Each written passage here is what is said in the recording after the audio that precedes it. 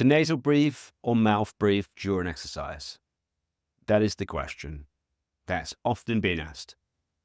And we speak about nasal breathing and the functions of nasal breathing versus mouth breathing, having this component of obviously filtration, humidification, slowing down the breath, nitric oxide, all these benefits that nasal breathing has.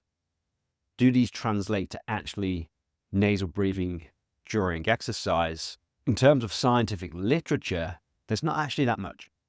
But I wanted to go through a new paper today. This paper is in the Journal Physical of Education and Sports out of University of Bratislava in Slovakia. And what they did in this study is they took 110 individuals, 70 males and 40 females. These were slim, non-obese people who were recreational athletes, and they had no prior training in nasal breathing. And that's often a consideration that we really have to make when it comes to this stuff, because we know there's adaptation phases. However, the study itself, they familiarized themselves with what's called a 60-second sit-up test.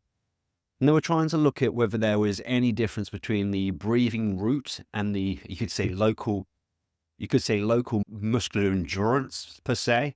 Obviously, sit-ups would be mostly down the abdominals and core group. And they were making recommendations that nasal breathing, as it recruits more of the diaphragm, perhaps it will assist with the core element of doing sit-ups. They familiarized them with the test, and then they had them randomly choose either a nasal with mouth breathing, so like a gear-free nasal in, mouth out, and then mouth-only breathing. And they recorded the oxygen saturations, the heart rate, and the rating of perceived exertion. There was 2 to 5 days between each process to give them a little bit of rest. And interestingly enough, that is a very basic study. And there's not much in terms of the measurements going on other than just looking at how many sit-ups they can do. What they actually found in the study was, regardless of whether it was male or female, the amount of sit-ups that the individual could do with the breathing route just did not change. There was no difference in the sit-ups. There was no difference in SpO2.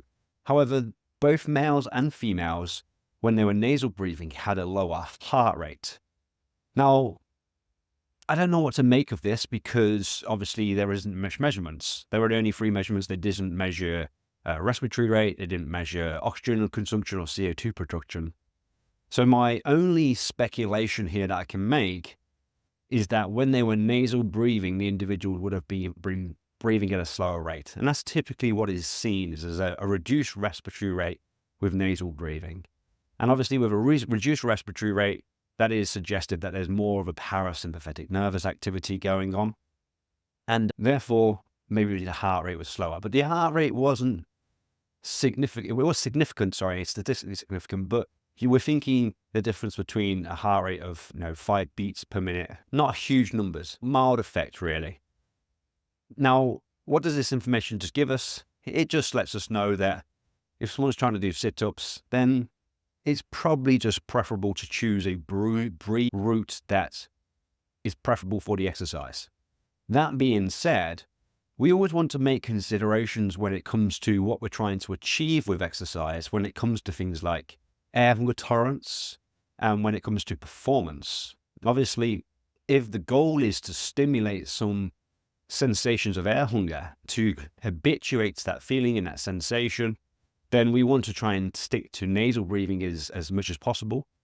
Whereas if the goal is to perform, in this case, it was about performance. It was about trying to get as many sit-ups as possible in the 60 seconds. Then the actual goal here would be to try and just to breathe in the most comfortable way that's going to allow the individual to be able to keep up the highest level of exercise intensity. So we really have to consider quite a few things when we're looking at physiological adaptations to nasal breathing. And I think that's where the studies have to go. The studies have to look at not necessarily the performance outcomes, because even in George Dallam's study, where the most common study that is referenced, where there was an adaptation phase of 6 months, it's not exactly as if the performance in the moment was improved on a graded step test. So we're still thinking short to medium term training here, the exercise performance here. There wasn't a significant improvement.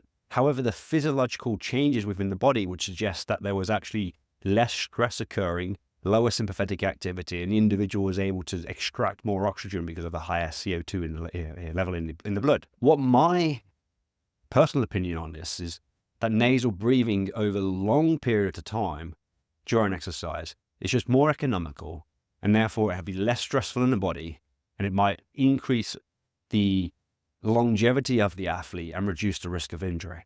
That is endurance exercise. What will then allow what happens, because we're going to get the ability to tolerate higher levels of air hunger, the individual just then will be able to focus when they're at a higher intensity, because they won't have as much stressful affect in the body.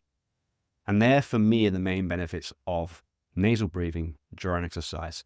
Although this study, I would say, fair play for trying to look at a very simple study to see whether there's a benefit of breathing routes. I'm always interested in people who are interested in doing that. But it was just a simple study, very basic study. And I'd wish that the individuals would really a little bit deeper into going, we probably should be looking at the roots of breathing during aerobic exercise, not a sit-up test or strength exercise.